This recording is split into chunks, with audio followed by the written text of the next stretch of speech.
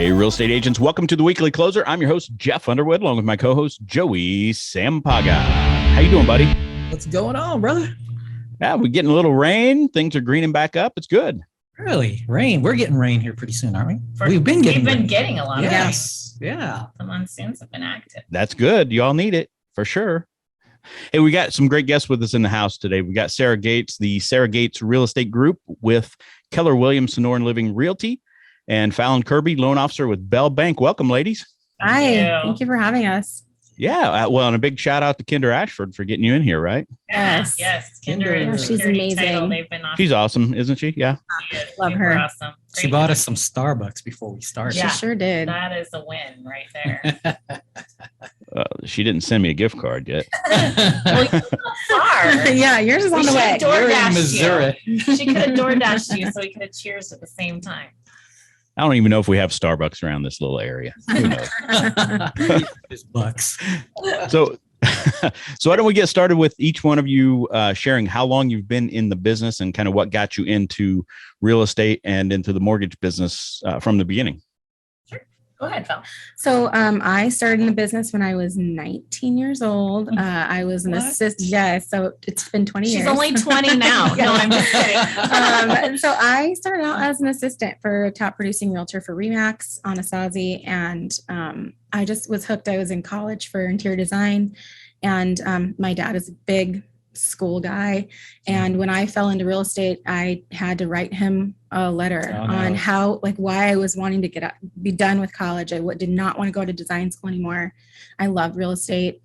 And I've been in it ever since. I've been at Bell as a loan officer for 10 years. So I kind of spent the first half learning the sales side and being an assistant and going into even REO negotiations, short sale negotiation. And then 10 years ago, I landed at Bell and I've been home since. Sounds like Rich Dad, Poor Dad to me. Yeah. That's awesome. That is Wow. That's awesome. So I'm Sarah, and I've been licensed since 2007. I actually double majored in college in dance and exercise physiology, kinesiology. I taught high school dance for 9 years from 2000 to 2009, but I got my license in 2007, just kind of knowing that maybe my body couldn't do that for forever. Quickly learned in 2007 that I needed to become adept at short sales and anything with bank involvement at that time, because the inventory was even more than we have now. And so anyway, skip to now, and I've been, doing it ever since, full time since 2009, and been very fortunate that my clients continue to refer and return to me. And so my business has just built over the years. Oh, that's great. That's awesome. So 2007. So you got in right at what was probably one of the worst times, but you probably learned a ton. Yeah. So 2007, I think when I got in the market, we were at over 19 and a half months inventory. So pretty much every third house was on the market. And, at the time I was teaching. And so to build my business, I just kind of put a little card in everyone's teacher box that said, hey, I just got my license and I hung at Keller Williams, and, let me know if I can help you with something. Well, all of a sudden teachers were flocking to me, either because the prices were going down so drastically at that time, which of course that bubble cannot happen again, but I know Arizona has PTSD. And they, they came to me because they're teachers and they're not paid very much. And finally the prices were affordable to them so they could buy something. Or they came to me because they had something catastrophic in their life happen, and now they owed a mortgage that they couldn't afford to pay, and they felt like they had kind of gotten duped somewhere along the way. And even though I was new, they already knew my level of integrity and the level that I taught at and how I carried myself on campus. And so I think they just trusted me that if I didn't know the answers, I would find it. And so very quickly I learned that when someone said they wanted to sell their house, the first question I had was, when did you buy it? And if they bought it between 2003 and up until that time, my second question was, how many loans do you have on it, you know? And then you quickly knew that it was going to become a situation where if the bank wasn't involved already, they were going to need to be. And so I just started studying up on short sale classes and techniques on that. And I really think once you sit at the table with families that are in a level of financial distress like that, and you find solutions for them and you show them this is going to be okay, you're in the trenches with them, you're fighting with them. I mean, in those deals that I was first getting, those first listings, I mean, I didn't get paid for 12 months on those, you know, but when you're taking a short sale or two a month, because then unfortunately at that time you sit down with that family, you cry at the table with them, you figure out what you're going to do. They know 3 more people that are in the same situation. And now they trust me and they know I'm in. So that was an easy referral. And so I started taking, you know, several short sale listings a month. And then after that first year of not getting paid, then they finally started closing, you know, but then those same people, because you have that level of trust, as soon as they're, you know, deficiencies on their credit report dropped and they felt safe enough to come to you for information on if it was okay to buy again, they boomeranged right back to you, right? Those boomerang buyers. So, you know, if that was something I could capitalize on from early on, it was to really just keep those relationships and foster them and stay with my clients from the very beginning, knowing that they were going to come back to me. And then I just kind of held that same philosophy, even though now we don't have the level of distress that we've had for so many years. But yeah. So do you use a certain CRM or did you use something back then to make sure that you were able to keep in front of those people as they came back? So I always just used the proprietary KW software, you know, so I was an eEdge adopter and now I'm a Command adopter. I know there are a lot of other CRMs that are better. I did, 5 years ago, I hired Janet, my full-time assistant. She wasn't licensed at first. Then when my transaction coordinator wanted to retire, I got her licensed. Now she's my all-in-one house, transactions to close person. But she also does a lot of my lead gen. She keeps my Excel spreadsheet good. She's in touch for, significant dates throughout my client's life. So I always did try to stay in front of them in terms of like a newsletter or something like that. But in the last 5 or 6 years, Janet and I have really kind of, honed it in a little bit and made sure that we could find other ways to like keep in touch with them throughout the year. But I had to leverage that out. I just didn't have enough time in the day. I'm a mom. I was working, there was a lot, and I would go to bed every night thinking like, oh, I wish I could do this, or I wish I could do that, and then I finally was like, okay, I need to make a hire, and I really should have made it 2 or 3 years before that. I mean, I think whenever anyone decides they need to make a hire, it's because they're already like drowning. And then the idea of doing the hire process is also drowning, so you kind of just have to get past that limiting belief and make it happen. Yeah. Absolutely. So why don't I know you both have some best practices that you use for client services. Why don't you each share a little bit about that? So I'll start. And one thing I want to say is I've been on the receiving end of Sarah's buyer agent integrity. My husband and I bought a home last year. And as you probably know, it's very challenging as a lender to go, okay, who am I going to choose? There's so many. There's so many. And to be totally honest, how we sort of met was my husband was friends with her on Facebook because she taught with my mother-in-law at the same school. And she was talking on Facebook about a situation she had with a lender that wasn't going well. And my husband goes, you should call my wife. She's a mortgage loan officer. And I was like, nice, plug, Kerby, So I thought that was really cool. So we went to lunch and, we, at the time, it wasn't working out. But then I think our first client she sent me, we closed with security, and it was a very emotional transaction for the buyer. And it was heartbreaking in some moments. I sent you a tester first. She did. She sent me a tester. Small tester, she a little did. client that I knew was easygoing. He was young. He was a great guy, but he wouldn't necessarily know the difference because he wasn't seasoned. And I sent her a tester and she rocked it. Yeah. And then I had a sensitive client that I knew needed kind of like a more loving touch. It was, some death in the family, and there was some situational things we had to do. And I just thought, okay, she is the perfect person that can tap in and mirror a client emotionally. Yeah. And so that was, I think that's when we finally we're like, our husbands laugh because we're like each other's wives. It's like, Fallon's calling, okay, again. But I think that seeing how at that moment, my husband was like, there is no choice. It's Sarah. He chose because it was like, he was so right. She was the perfect one for it. And I've been on the receiving end of that and seen how she is. And for me, the most important thing that I can do as a lender is not just be a lender. I don't want to just be someone that's telling you what loan is going to work best in your situation. Mhm. I want to be a resource for you. This is a very emotional thing, whether it's your first purchase or your 15th purchase. It can be very stressful, and guidelines change all the time. So being in the know and, having that person backing you going, okay, I've got your back. And that trust is huge. I mean, I'm effectively putting my arms out and saying, go ahead and fall, I'll catch you. And we've done that several times. And just knowing going into it for me with my clients, this is a career that I chose. I have 2 kids at home. I leave my kids every day to do a job I absolutely love. And, for me, the clients, they keep coming back because they are like, oh, Falon was kind of like our mom, or I've been called a nagging wife by single male clients.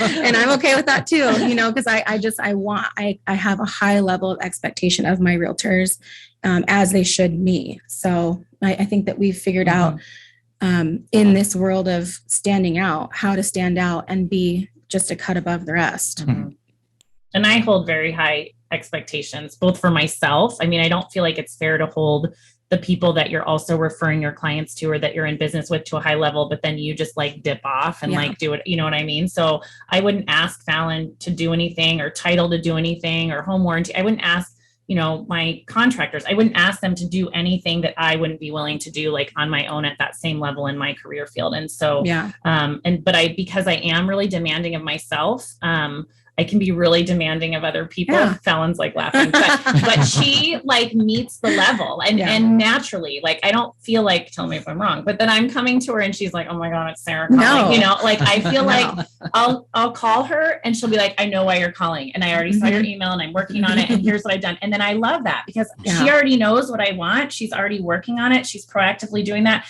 And when you're trying to really, service your clients where they feel like they're your only client, but you have 10 escrows going on at the same time, you need someone that they're going to do their part. I can't do my job and your job and service my client at a really high level. I need to know you have yours, I have mine, Title's got theirs, and everyone's on, and so if someone falls short, and that's, I think the hardest part for me is knowing my team's solid, but when the cross agent struggles a little, of course it's a win-win, it's a team deal, I'm going to walk them through it, but then I'll hang up and vent to Falon like, I can't do my job and their job too, what are they doing, but I'm never going to say that to them because at the end of the day, everyone's at a different level. You have to learn, you have to pay it forward, but it makes it hard sometimes when you want everyone to function at your high caliber. That's true. So Falon, do you dance? Actually, yes, I was a varsity dancer in Mesa High. There you go. She graduated before I was there, though. We went there at the same time. But so we happen to know a lot of mutual people from even that life that we had. I graduated in 2001, and there were a couple. I've helped and closed loans for some of the girls I danced there with. when I was there. Yeah, but I think towards the end. Yeah. And by that time I was a senior and I was like, I don't want to do anything but hang out with my boyfriend. And, So yeah, I was a competitive dancer my whole life. And so I feel like some of that too, we're very simpatico when it comes There's to a connection. Dance brings out the perfectionist in you. You look at aesthetics and lines and spatial awareness and stuff like that all the time. And so it can be both a blessing and a curse. Well, and also part of it's like you come in, I've referred clients to her and I'm like, listen, she's super peppy. She's got this like high energy. She doesn't even drink coffee, which blows my mind. But I'm like, but don't mistake that for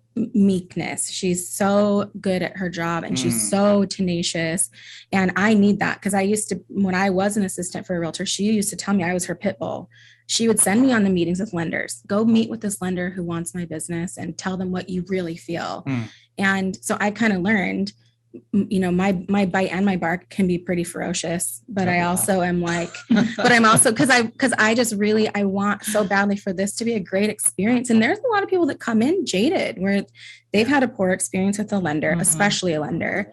And I have to work hard to break that, that facade away. Yeah. I think my tenaciousness came from the fact that I started in short sales, right? Anyone that did short sales and had to talk to banks, y'all know, you were there too. Like you had to bulldog that, and they were just all your enemy and they were all giving you that first level when you call in. And I'm like, no, escalate, no, escalate, no, escalate, the whole time. Yeah. And then now you just kind of translate that into your next whatever. Hey, Yeah. Jeff, we're going to pull the table back. They're going to do a little dance here. Yeah. No, we're not prepared. No We don't one's have told any us to choreograph No, anything. There's no choreo coming out today. I was going to say dance might bring out the perfectionist in you all, but when I dance, it's about the most imperfect thing I think that anybody has Probably seen. have some tips for you. It depends on where you're at. If you're on the dance floor at the club with some drinks, there's no perfection. No. Just No. don't spill your drink. Yeah, Yeah. that's the Yep. part you got to be careful. Yep. So the market's been pretty crazy the last couple of years, obviously, since the whole COVID thing and all that, right? So what are you both doing now to help, the new buyers that are coming into this market, right? Because there's more inventory, so it's kind of allowing buyers to have a little bit more choice at this point, and sellers have to now accept some of those FHA offers and things, right? So how are you working with like that first time buyer now, or millennials, let's say? Yeah, I mean, I think from my standpoint, it's just education. I'm trying to put stuff out on social media. I'm trying to debunk myths. I'm trying, you still are constantly hearing, and not so much from the millennials, but from their parents, because they were the homeowners that went through the ups and downs last time. I think, our equity trajectory of the last 2 years has matched the 0506. So everyone automatically thinks the backside is also going to match. And I hear I'm waiting for it to crash. I'm telling my kid to just wait. Meanwhile, the circumstances, I'm sure you all have had a million podcasts on that with Tina and everyone on, the circumstances of why the trajectory went up this time is completely different. And so I think just helping them to understand that we're not expecting, any sort of a big crash or fallout, while there might be a little bit of softening of prices. I mean, if we return to a 4 to 6% historical norm of equity gain year over year, that's still a fantastic, equity increase. And Arizona's, I think, historically been a little higher, more like 6 to 8 traditionally. So they're not going down. They're just not going up as quickly as they did the last 24 months. And so, especially for someone that's just paying rent, I mean, you're just paying someone else's mortgage and letting them get 4 to 6% equity while you get 0. You know what I mean? So it's all fear right now. Yeah, Fear-based, why huge. people aren't buying. Right. Mhm. So what do you think we can do as agents and mortgage lenders to get the news out, say, hey, it's not going to be the same as it was. I mean, this is completely different. Yeah. So I think we hit social pretty hard, because that, whether you love it or hate it, I'm here to tell you we all know that's not going anywhere. That is our window to the world. That's how we can see what's happening. My family that lives in New York, I can see what they're doing. Mhm. Our clients that are on there talking about things. I'm on different, groups on Facebook that people will tag me on. Oh, talk to Falon. She's the lender. She's great. I do the same thing, having, just educational conversations with my clients. And, the heartache that we saw the last 2 years, it was a frenzy. I mean, we were as the lenders, I was working from home because of COVID. I was going to sleep at, midnight and waking up at 2 a.m. thinking, oh my gosh, did I forget to order this appraisal? And I'm up and I'm working. None of us like that. We don't like it. None of us want that work. We want to have a balance. And I'm using quotation marks. We know that's not really true. But I tell my clients now, you have more choices. It's wonderful. You not only have more choices, but you also have sellers that are energized to sell, because they are also buying or moving out of state or whatever they're doing.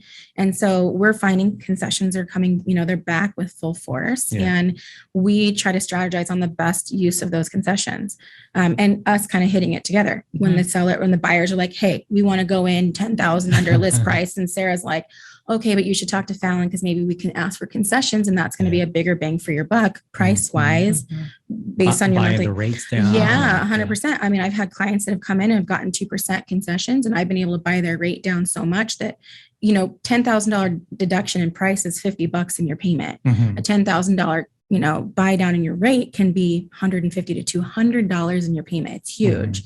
So just a lot of that education that we're giving them, and trying to comfort them and talk to them about, we've been in this business a long time. We've both seen a lot.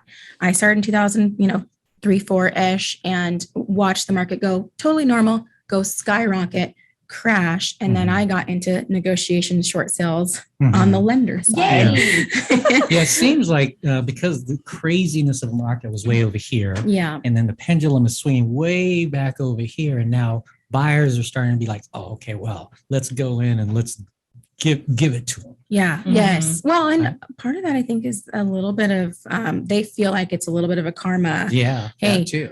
It's a pretty woman thing. Remember me? Yeah. You know, Big mistake. big mistake. Cute. I feel like that's part of it too. Is it's like they're kind of going, well, I wanted to buy a house, 3 months But ago. no one wanted. No one that. wanted to sell me a house, and now it's like I think we try to educate our buyers that the sellers were doing what they Yeah, knew sellers- to do, yeah. and what the market was calling for. Mhm. So we're just trying to be on the offensive a little bit, like, hey, it wasn't personal. It was Mhm. just what the market was dictating. Yeah, I like to blame the market a lot on things.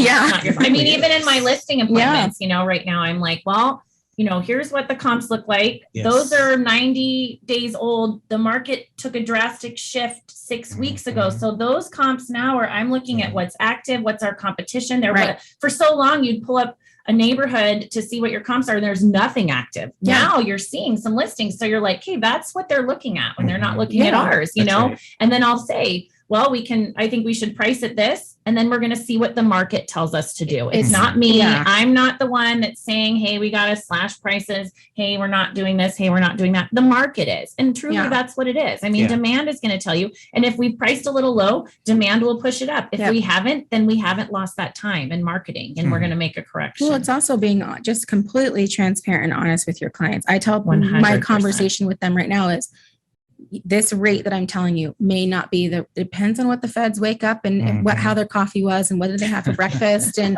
it's one of those things that we don't really have a magic crystal ball. And even when we could kind of with jobs numbers coming out or, Mhm. economic numbers coming out, but now it's not, it just really isn't that way. So I just try to educate them. Hey, I'm telling you the rate today.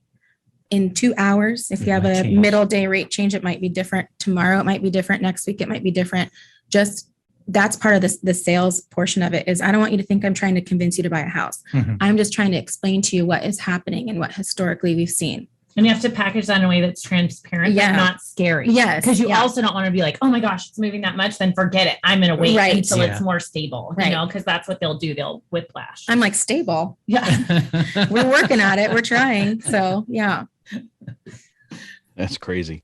So are there some things that you are some creative ways that you're seeing buyers getting back into the market now besides the buy down? But I know you were talking about, let's see, Sarah, weren't you saying something about parents helping out and things like that? Or Yeah. And those are things that, sometimes Fallon and I tag team a lot, right? So if it's my, client that's coming back to me or referral, like usually the first thing I'm going to do, is make sure that I'm setting them up for success. So the first question is going to be, what's your plans? Are you cash or are you financing? Have you spoken to someone yet about this? And I'll explain to them, of course it's protecting my time too as an agent, right? I'm not trying to just like burn time on someone that really can't qualify, but also I want to make sure I just tell them that we're setting them up that when we go out to look, if they find the house they love, we can write it and we don't Yeah. fall in love with the house and then come back. It's like, oh, we can't do it. So that's where you as the agent, you kind of develop those questions. Then I refer them to Fallon as someone who's going to be a great resource. And I say, maybe you can bridge loan, maybe you can HELOC. And she's able to deep dive into those things with them because that's not my lane. You know what I mean? And things are changing all the time. She's very current, very up to date, studying the market constantly. If I see something come up, rarely that I haven't heard her talk about, I'll come to her and be like, hey, reverse mortgage, what do you got? Yeah. And I'll ask her and she'll be like, oh yeah, this is what we can do. Let me check with capital markets, she'll dive in and Yeah. find it for me. But really when it comes to like parents helping and stuff, using your house as something that's had a big equity gain and being able to leverage it to help maybe a first time home buyer that's not quite ready, but has been paying $1 billion in rent, which is not going down, but softening. That's something that I'll point to Fallon and she can kind of talk to. Well, and part of it is just pre-calling on the fly. There's been moments where she's called me on, 5:30 on a Friday and I'm That's like, my best time. shoot, I'm on my way up to a Coyotes game. You know what, Kyle, you're driving and he'll drive and I'm on my laptop doing the pre-qual and getting it done because at the time, especially we had to remain very competitive. We haven't changed that. So we're still, if she calls me, there are times where it's like 8:01 and she calls me and I'm like, well, you could have called me at 6. I was awake. I knew you were awake, Yeah. But just having those conversations with each other and she's so good. And I try to do the same as educating her with what I know about the buyer, Mhm. what they've come to me first, or maybe if they've come to her, she comes and tells me the entire story. So I know what I'm walking into. And sometimes she gets information I don't get. I get Yeah. information she doesn't get. So it really helps us kind of make sure that we're doing the right thing for them, you Yeah. know, because we can take the full picture, you well, know? yeah, and we get to show them options like she talked about a bridge loan. We have bridge financing where, you know, that can be a creative way to go, okay, maybe we don't have to sell your house quite yet, but we want to buy this house. We have lower down products, so we can maybe recast the mortgage, which is just effectively making a large principal reduction after we close and re-amortizing, you know, after you close on your home that you sell. And then different products that we have in place for first-time buyers that are, you know, maybe don't have a lot of capital.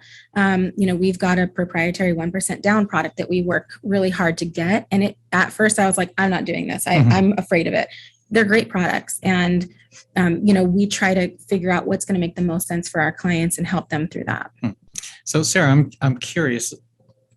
Jeff had mentioned, or you had mentioned that parents will sometimes tell their children who are now buying, oh, just wait until the market crashes. I mean, what are you telling them to kind of change their mind on that? So I'm pointing to all of the indicators of why this time the equity gain was so different. You know, we had industries moving here. We had full documentation lending in the 0506. You could just be like, yeah, I make $1 million, trust me. And That they'd be bank like, statement cool, looks good. I'll go take buy it. 5 houses. Yeah. You know what I Breathe on mean? this mirror. Yeah. Yes. Yeah. And then they also, you know, you could then, if you walked away from your house, you could go rent the same house for half the price. Right. Now the rental market was tighter even than the housing market during those tightest times. And those things were going up. So when people were saying things to me like, yeah, I'm going to sell and I'm going to rent till it crashes, I would be like, because first of all, you're paying $1 billion in rent. And second of all, there's no indications that anything is going to crash. So you've saved no money. And in essence, you've just priced yourself out of the market when you want to re-enter, you know? And so I just really try to solidify that the reasons why everything was happening were different. We've had a population boom in Phoenix. Yes, it's still growing. Yeah. I mean, there's industry moving here. I've helped more out-of-state buyers the last couple of years than I have, and they've moved here for all different reasons. They wanted to retire to the Sun Belt. They have family they're moving in with. They had a job relocation. You know, I mean, all legitimate reasons, and hardly anyone moving out. My sellers that were selling here were relocating here. You know what I mean? Which then has a whole separate set of contingency and bridge loan and things that, you know, why Falon brings that up, because we had to work those a few times. I bought a couple of my clients' homes and turned them into rentals to release them from their contingency. I mean, anything that I could do to help solve the problem, you know what I mean, is what I had to do at that time. Well, and something we tell our clients, and I tell them a lot, go on the 202 Santan. Just take that little 202 drive by Gateway Airport and look at all of the industry that's popping up. We are just, it is nonstop. And there is a need, and property taxes are lower. Corporate taxes are lower. You're seeing a lot of corporations going, you know what? I don't want to be in California anymore. I'm moving to Arizona. And so that's a big thing that we didn't see back in the, you know, the crash of, you know, back in the day, the 08, you know, 09 issues. So that I think is also something we tell our clients, look around and see what's going on. So you said something. You said, what did I say? I'm buying my clients' homes. Yeah. So I did that for 2 different clients on different occasions. One was actually before the boom. They just decided that they really wanted to do a new build and, but they didn't want to move twice. They had littles, you know, their home was a great rental property. And I just thought, okay, well, I could buy it to them for fair market value. I'm not trying to be crazy. I got to make it fair for my clients. And for yourself. Minus my commissions, but I would just show them, hey, if I take my commissions off and I give you this, this is what you would net. This is what you would net if we went to traditional market, maybe, because this was before the rush. And then I knew I had built-in clients renting it for 9 months while we waited for the build. They were building a rather large home. And then, you know, the second time that I did it because those clients, it was just at the beginning of the market. They were terrified of COVID. They didn't want people to come in their house necessarily. They had a daughter, but they really wanted to move. And they, I was like, okay, well, this house also kind of fits my model, 3-bedroom, 2-bath, 1,800 square feet, no pool, no carpet. I mean, I didn't just willy-nilly buy it, but I just kind of went home to my husband. I was like, okay, this could really help them because we could, release them of a contingency. They don't have to do a double move. And so that's what we did. And it ended up working out because then I was able to snag a coming soon home for them because that person was building a home and didn't have an exact date of when their home was going to be ready. And I was like, well, my clients can be totally flexible because I own their house and I will let them in or out of that lease whenever they need it. And you guys are ready to close. And the agent was like, oh, that sounds pretty solutions-based and good. And so we got it without going bidding war against anyone else or whatever, because they hadn't let anyone else in. I just kind of clawed my way in.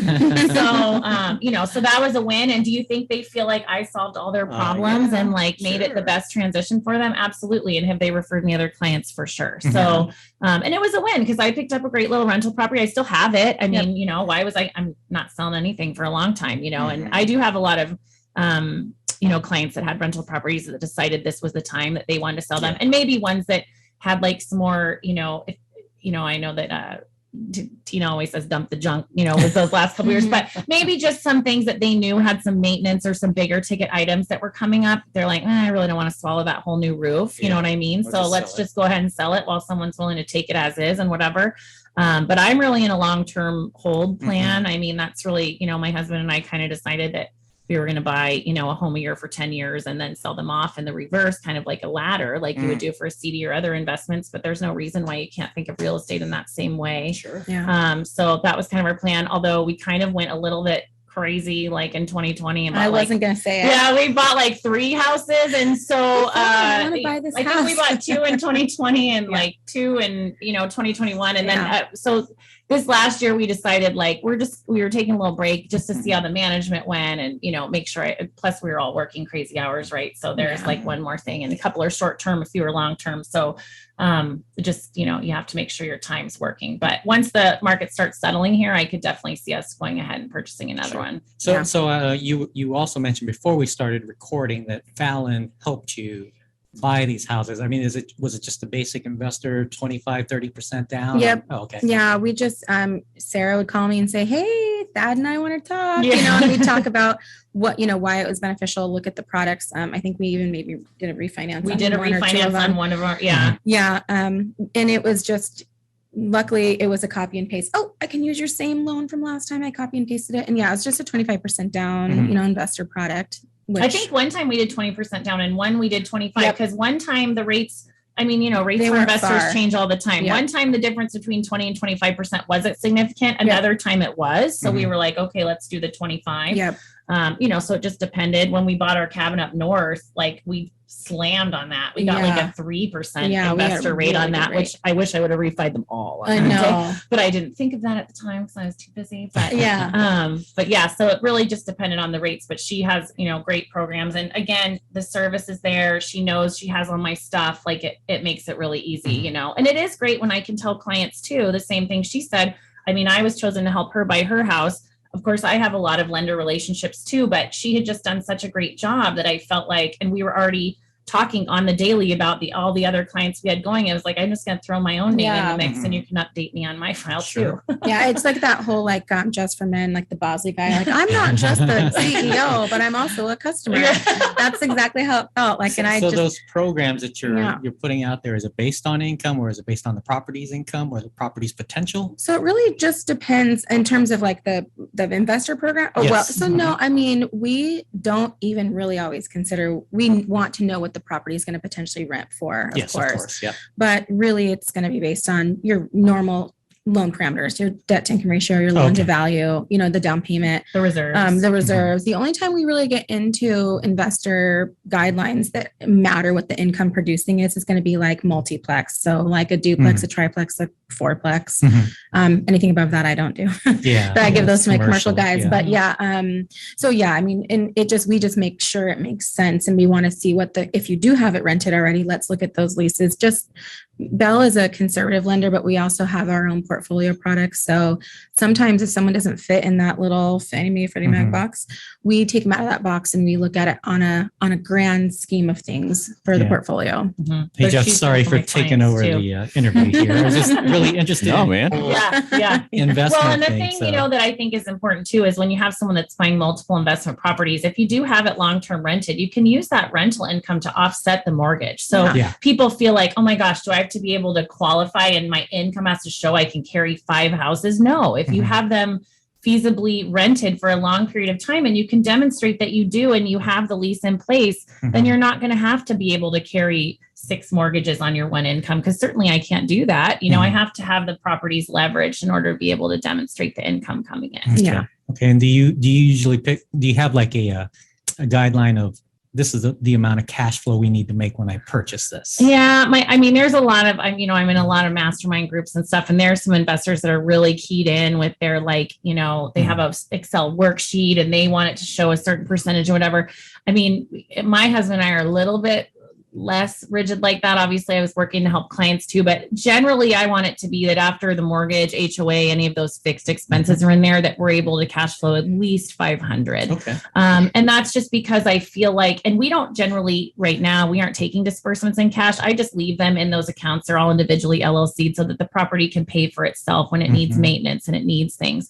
But also I feel like it makes it where you have enough room, rents are going to ebb and flow a little bit. Right now I think it's crazy now. We're way over the 500 on all of ours, but there's a chance that could correct and come back down. And if we were just barely breaking even, then not only is your property not going to be able to save for itself and become an asset that you aren't having to come out of pocket for to fix, but you potentially might be at a point where to even cover expenses you have to pay. And so it has to make sense. You know what I mean? But you're also looking at what the long-term gain can be. For us, it's not really necessarily about we're going to live on this $500 a month that's coming in. It's really making sure the asset can pay for itself till we decide to sell it. And what does that 10-year gain look like? And we try to buy properties that have either they're in a high growth area or we have one that backs to a golf course, because that's something that's a unique feature that when you go to sell, it's going to get a little bit more of a zing than just like the regular house. You know what I mean? So if you're surrounded by cornfields, some people are scared of that. I'm in, because at some point that is going to be developed either into a business or residential or something. Yeah. And if you build the businesses, the residences will come. So, that is a good, I'm in on that. And I know Queen Creek has gone up and now, they're balancing a little bit, but there's still that demand, like you were just saying. And, that once the interest rates figure out, and people that were locked in thinking that they were going to get it at 3.5 and it went up to 6 and they can't buy anymore. Once they get that inventory figured out, it'll be back to how it was before. Yep. Yeah. Okay.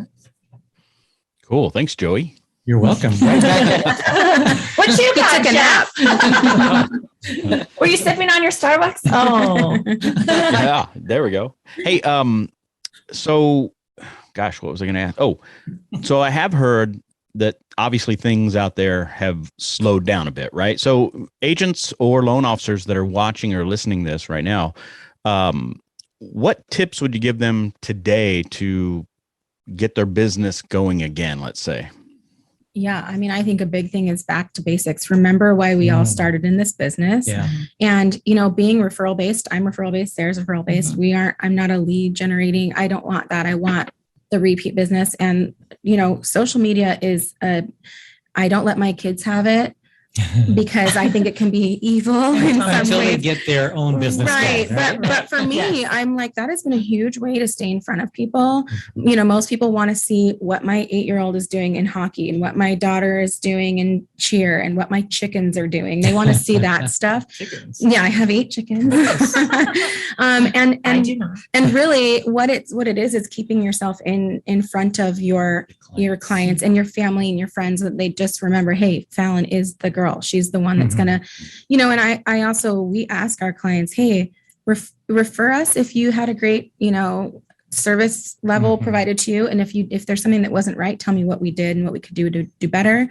And then also just, the normal in-person conversations. I love in-person conversations. And sometimes Sarah and I have been known to go to the West Valley together Mhm. to sit at a client's kitchen table because they were so afraid of buying and selling at the same time. And as opposed to Sarah going into that on her own, I'm like, oh, don't call me. I'll just come with you. I was calling her, asking her all these questions. Yeah. I'm going to ask them if they want to do this or if Yeah. they want to do that. And then she was like, do you want me to just I'm just come? going to I'm come. like, And I would be did. fantastic, I just actually. went and we sat and we talked and we went through financials and whatever we could, just remembering that the service that you provide really matters, especially in those times that it does level out. Anyone could give a loan to you in 2020 and 2021. I mean, anyone could do it. It's standing out and trying to be the best you can at your craft. This is and being creative, right? I mean, So going back to social media, now Jeff and I, we used to teach that several years ago. And there was always the question of what's the mix of personal stuff versus I'm a loan officer in your, what is yours? Well, I'll tell you this, my worlds collide big time. A long time ago, someone told me, hey, if what you're doing on your social media is not, if the clients or realtors or whoever's seeing that and they don't like it, then either A, you need to be proud of who you are and be fine with it, or adjust it accordingly. I'm very non-controversial. So I really try to just do fun, put fun things up. I'm probably very 50-50, maybe even more 70% personal. But again, my worlds really collide. So I tell my kids all the time, I have an 8-year-old and a 15-year-old, and I've been doing this their entire life. And sometimes I'm taking you to Disneyland. I'm on the phone waiting in line at Splash Mountain because I have a client that needs a prequel. It's probably me. Yeah, it probably is Sarah. I just know that they know I'm out of town because they see it on my social media, but it's important enough for them to go, hey, we got to be in this offer presence. And if I can do this for them right now, I'm going to do it. So I think that don't be afraid to show the good, bad, and ugly on your social media with your personal life too. Awesome. Yeah. I would say the same. I don't, I have a Facebook business page, but then, my Instagram, my Facebook, like those are just, I only have one account and you just get what you get. You're going to get my cat being crazy. And then you're going to get that I just closed this house, and at the end of the day, when I was just teaching a new agent class at the office the other day, and really, you just need to do whatever you can to stay in front of your clients enough that they think real estate, they think Sarah, they think a loan, they think Falon. They don't need to be able to regurgitate market analytics. Right. They don't need to be able to recite best practices and bulletproofing a transition. They don't need to know, they just need to think real estate Sarah. And if their friend says, gosh, I was thinking of selling my house, I don't know if I know anybody. If that person doesn't just have your name right there, then you failed somewhere. You know what I mean? Somewhere along the way, the ball's been dropped, and in our worlds, we feel like we're out there all the time. They should just know we're doing it. But in reality, the regular consumer, I mean, they can forget about you very quickly. I think it's like 6 weeks after closing, they're already like, wait, who did I use again? They already forgot. So, when Falon says I don't really lead gen, I mean, she does. She just doesn't do dialing and paying for leads and click leads and that sort of thing. And that's the same as me. I mean, my lead gen is strictly revolved around my sphere and my closed business. You know what I mean? Anyone that's closed business, they're getting a birthday card, they're getting a house anniversary card, they're going to get Starbucks referrals, they're going to get, gifts throughout the transaction. Like they're just going to get things that try to make me so memorable that they just can't forget about me. And I'll tell them like, you're going to be sick of me. They're going to get client events, they're going to get all the things.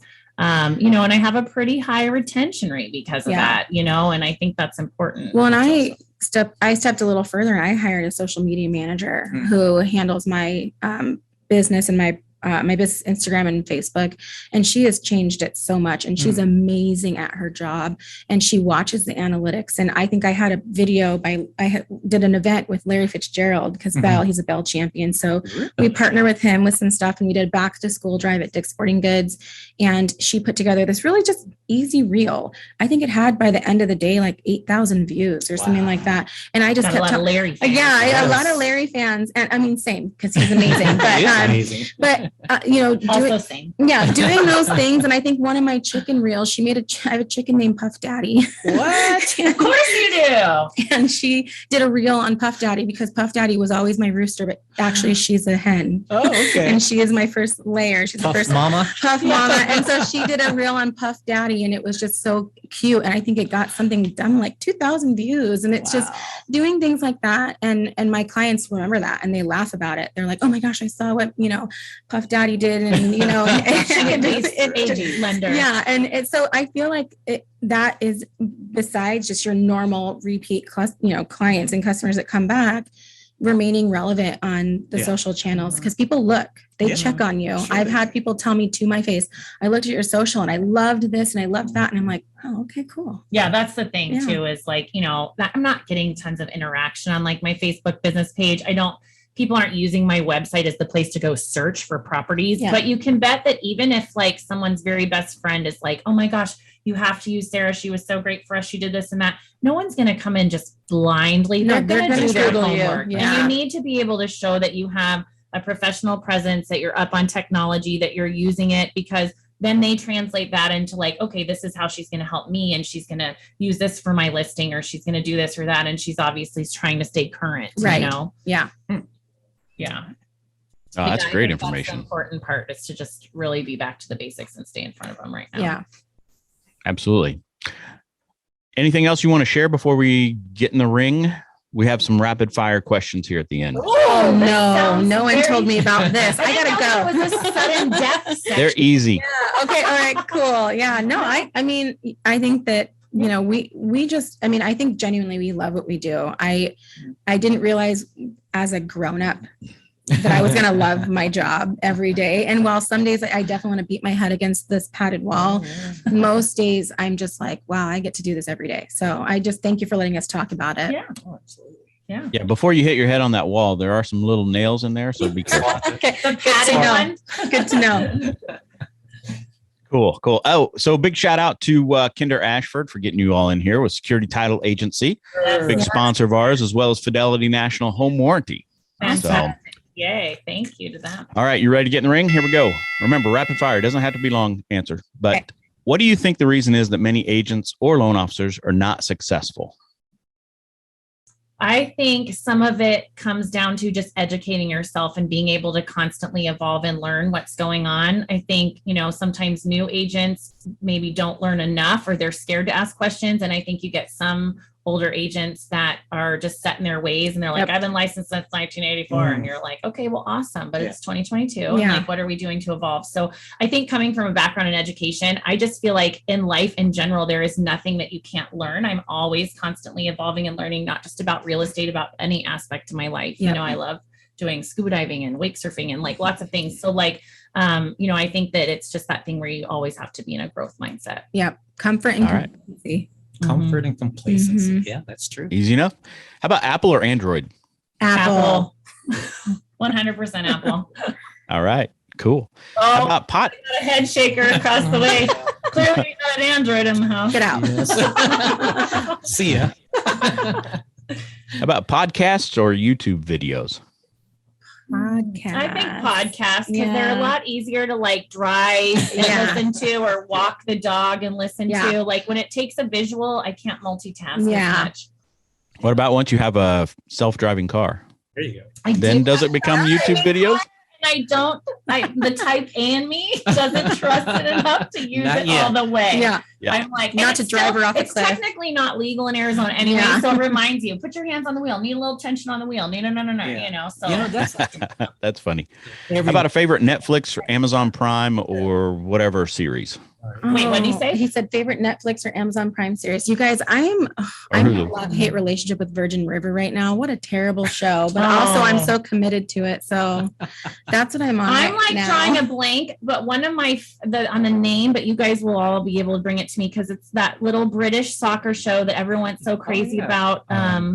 I don't know. Now we're all the coach. Yeah. It's such a good. Jason Sudeikis is the coach. It's on Apple. Yes, it was on Apple. And TV. It's like the best. I can't think of his name. Yes. Yeah. Oh, God, why can't I think of it? Or any trashy reality shows. I love Summer House. Yes. Sorry. Oh, yeah. Sorry, I just do. Yeah, I'm definitely an MTV The Challenge watcher when I need like some brainless like drama and challenges, Yep.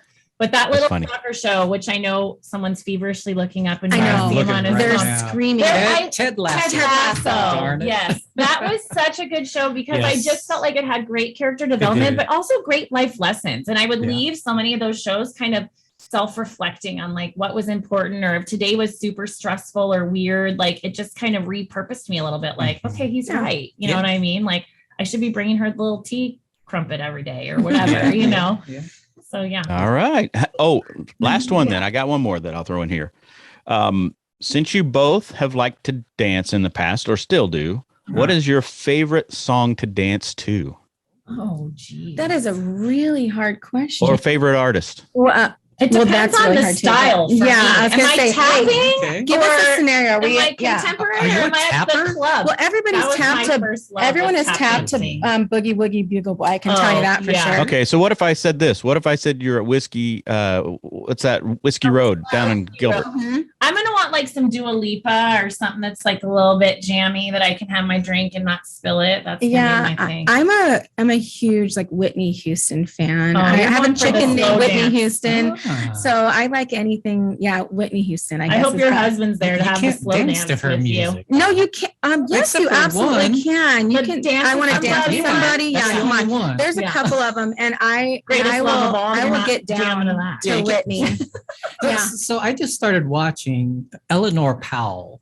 I don't know what that is. Mm-mm. Oh, you don't know who? No, it's not she. She's an actress. Okay. But she's a tap dancer. Oh. Eleanor Powell. Oh, You okay. have to pull. She was a dancer in 1945, Oh, and Back in guys, the heyday, like in Singing in the Rain. yeah, time. with Fred Astaire and all that. Yeah. Fred Ginger. Astaire, they were all afraid to dance.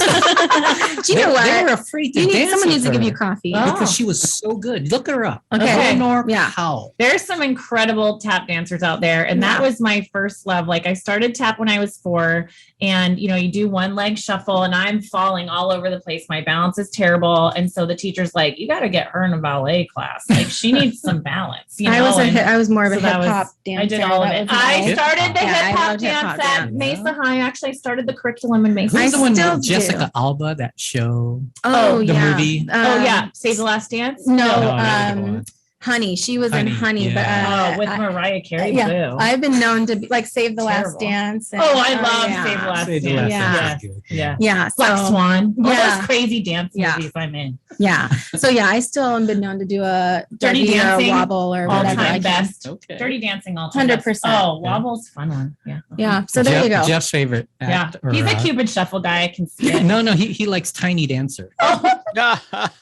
Oh, Joey's so funny. Show him. Nobody's Yeah, judging now it's you. when you back the mic away and you give us a move. Jeff. Yeah, you came out with the noise. We need to know About what? about what's your favorite dance? If you're at Whiskey Row with your dude friends, what do Oh. you guys dance Who are you to? dancing He to? does My line. wife and I have taken country Oh, that's awesome. dance lessons. That's very cool. That is in depth. I'm not a big country girl, like musically, but the line dancing is pretty incredible. And people that are Yeah. really good at it, like that death drop where you're holding it by Yeah. your neck and stuff. Do you do that? Nope. Okay, well, there's been a couple of times where I've been at Bourbon Jacks, and my husband he is not a dancer, and he will admit it. And there have been a few times that I'll be there, and one of our friends will take me out on the dance floor. And there was one time that this blonde came and took him out on the dance Oh, floor. And I thought he no. was gonna die, and he would not. He's every time he'd go save me, and I'm just like, no way, this is awesome. This is the best I've Yeah. Yeah, no, I'm you not keep saying- twirling him, his all 6'5" of him Yeah. around the dance floor. This is great. Yeah, you and That's Tyler funny. are great dance partners because Yeah. she's 4'11", he's 6'5". Yes. So that's What? as a Wow. dancer in college, that was not your ideal. No, That's no, nutty. no. He reaches a lot of things up on the. Can he shelf. toss you up like really high? Yeah, and he reaches things on the shelf for me, and Nice. it's great. Yeah. But Jeff used to do the death drop, Oh. but his wife missed him one time and it fell on his head because his neck is so big. Oh, You were being you're so She funny. did him. Yeah, Oh, that's why he doesn't do it anymore. Usually the guy does it for the Yeah. girl. Oh, is that how that that's works? different. See, Jeff, you're doing it wrong. Yeah. Joey's now making up stuff. you fix it. Switch it up. That's how they do it in Missouri. No, Joey's making stuff up. My Papa Key would have said they do the Missouri stomp, and he had this little distinctive dance that he would do in his little general. Oh, outfit and now on I the got to look dance that floor. up. Yeah, so look that up. Maybe that's up your alley, Jen. Yeah. There we go. I'm sure it is. What's it called? The Missouri Stomp. Missouri Stomp. Oh, there we go. All right. A little Have stomp. to do it. Yeah. Well, thank you both for being in here. Yeah, Thanks thank so you much for guys. It's having so us, you guys. It was fun. really fun. You guys are great. Yeah. Were you nervous before we started? 100%. Well, see, it was easy, right? Yeah, it was easy. We It both was easy. yesterday were like, What are we we have a talking about? podcast tomorrow. So what are we What are we talking doing? about? Yeah. And I think once we get going, as you can see, Yes. we both have a lot to say. Yeah. So The romance is strong. Yeah, so it's fine. Work wife carries Yep. me. Yeah. Death drop time. Yeah, maybe that's what we need to do next. We need to learn the death drop. You better That's drop funny. me, I feel like. Oh, yeah, you're the shorter one, so that would make sense. I feel like I'm a little too long for you. Yeah. All right. Well, thank you both for being in here. We truly appreciate it. And until next time, agents, we will see you later. Yo. All right. Thanks so much. Bye.